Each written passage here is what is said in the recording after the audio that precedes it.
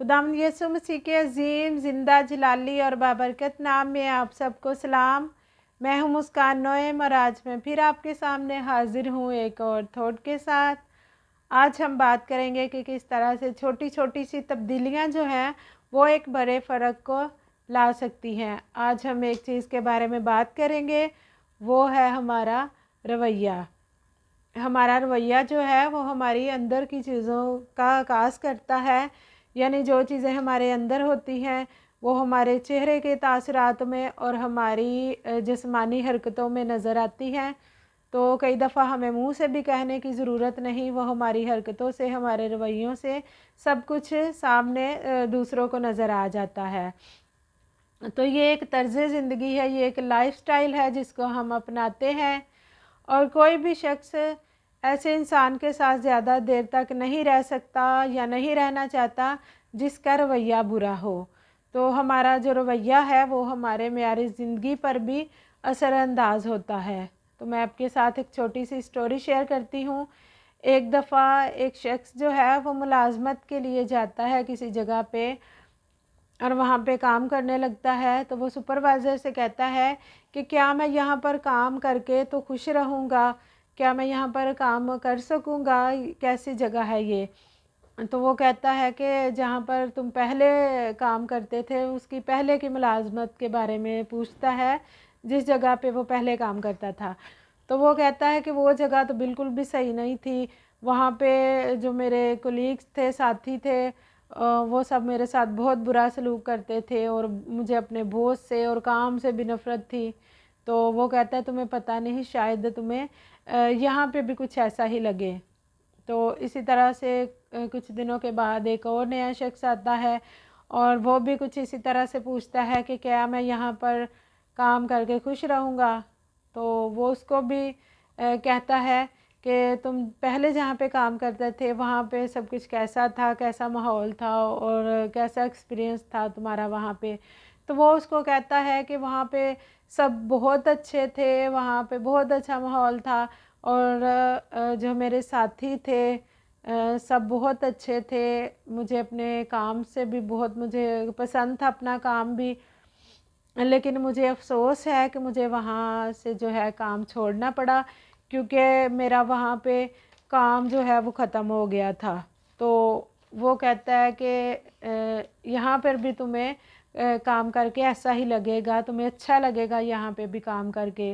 तो आपने देखा कि उस जो शख्स का इसका ताल्लुक़ है वो जगह से नहीं था, वो उसके अपने ही रवैये से था।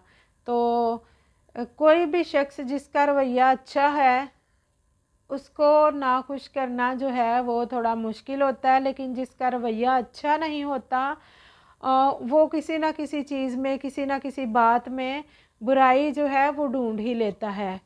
तो इसी तरह से कई दफ़ा हमें भी अपने आप में छोटी छोटी सी तब्दीलियाँ लाने की ज़रूरत होती है।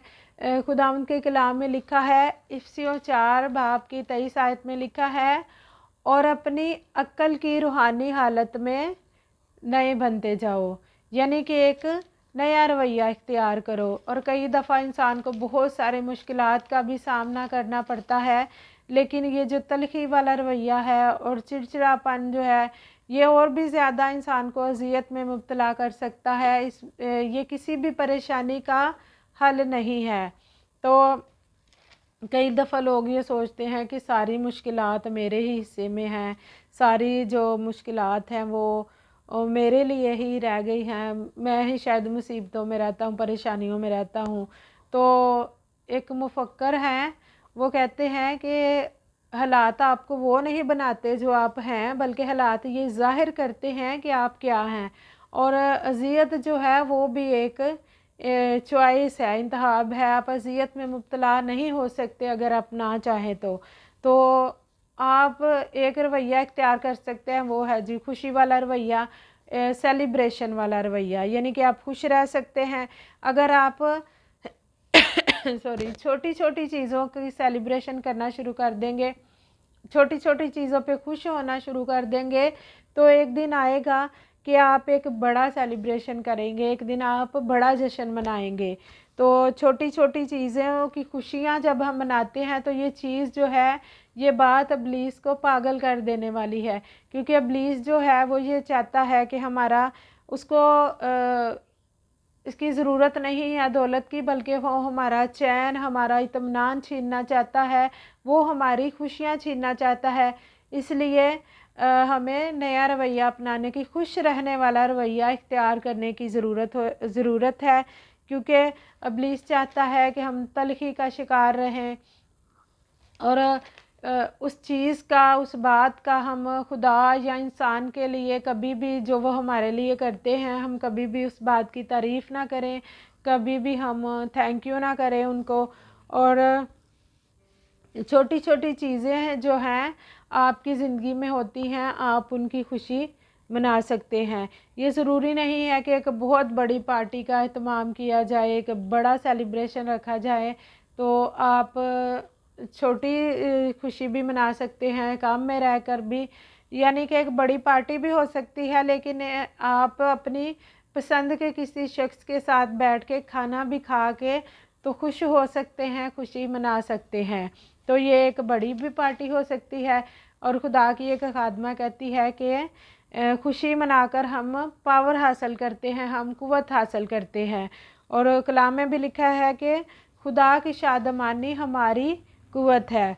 और इब्लीस जो है वो हमारी जो छीनना चाहता है, हमारी खुशियाँ छीनना चाहता है, हमारा इत्मीनान छीनना चाहता है। बेशक ज़िंदगी में मुश्किलात भी आती हैं, चैलेंजेस भी आते हैं, लेकिन बावजूद इसके कलाम कहता है कि खुश रहो और शादमान रहो। तो यूहन्ना 14 बाब उसकी 27 आयत में लिखा है, मैं तुम्हें इत्मीनान दिए जाता हूँ, मैं अपना इत्मीनान तुम्हें देता हूँ। जिस तरह दुनिया देती है मैं तुम्हें उस तरह नहीं देता। तुम्हारा दिल ना घबराए और ना डरे। तो अगर आप दुश्मन के मुंह पर थप्पड़ मारना चाहते हैं तो आपको खुश रहना पड़ेगा। आप खुशी मनाएं, खुश रहें। अगर आप सारा दिन दुखी रहेंगे, किसी भी बात को लेकर आप परेशान रहेंगे, तो इससे किसी भी प्रॉब्लम का सलूशन नहीं निकलने वाला है। तो लेकिन शादमानी में एक कुव्वत है। जब हम खुश रहते हैं तो हमें कुव्वत मिलती है, हमें पावर मिलती है। तो आप अपनी छोटी छोटी सी चीज़ों की, छोटी छोटी कामयाबियों की खुशी मनाना शुरू कर दें, इससे भी आपको कुव्वत मिलेगी। तो सेलिब्रेशन जो है, खुशी जो है, एक बड़ी पार्टी भी हो सकती है और एक किसी एक शख्स के साथ ही सिर्फ खाना भी खा सकते हैं आप। और आप जानते हैं कि हमारे बड़े मसाइल में से एक ये भी है कि हम मुसलसल खुदा से मांगते रहते हैं, लेकिन हम उन छोटी छोटी बातों के लिए शुक्रगुजारी नहीं करते और खुश नहीं होते जो खुदा ने हमारे लिए पहले से की हुई हैं। तो जश्न मनाना जो है, जश्न मनाना एक पार्टी भी हो सकती है और छोटी सी पार्टी भी हो सकती है। यानी कि घर पे आप खाना बना के खुश हो सकते हैं और अपनी किसी पसंद के अपने एक दोस्त के साथ भी खाना खा के तो आप खुशी मना सकते हैं। और आप जितना ज़्यादा किसी के लिए कुछ करेंगे आप उतना ही आपको अच्छा लगेगा, आप खुश होंगे। क्योंकि किसी के लिए कुछ करके भी हम खुश हो सकते हैं। तो आप कलाम मुक़द्दस में से भी अगर हम देखें, एक मेरी बड़ी फेवरेट स्टोरी है खुदा के कलाम में से भी, मुसरिफ़ बेटा जो है जब वो वापस आता है तो सबसे पहले जो एक चीज़ उसका बाप करता है वो था एक बड़ा वो जश्न रखता है। जब उसका बेटा वापस लौट के आता है तो वो एक सेलिब्रेशन का एहतमाम करता है। तो इसका जो है बाइबल में भी ज़िक्र है खुशी मनाने का और जश्न मनाने का। तो खुदा कहता है कि हम अपनी सारी फ़िक्रें उसी पर डाल दें, हम बेफ़िक्र और इत्मीनान से ज़िंदगी गुजार सकते हैं और हम अपनी सारी फ़िक्रें जो हैं खुदा पर डाल सकते हैं। लेकिन इसका मतलब ये नहीं है कि ज़िंदगी में परेशानियां नहीं आएंगी। परेशानियां आएंगी, मुश्किलात भी आएंगी, लेकिन वो आप पर गालिब नहीं आएंगी। सो खुदावंद आज के कलाम के वसीला से आपको और मुझे बहुत बरकत दे और अपना बहुत सारा ख्याल रखिएगा।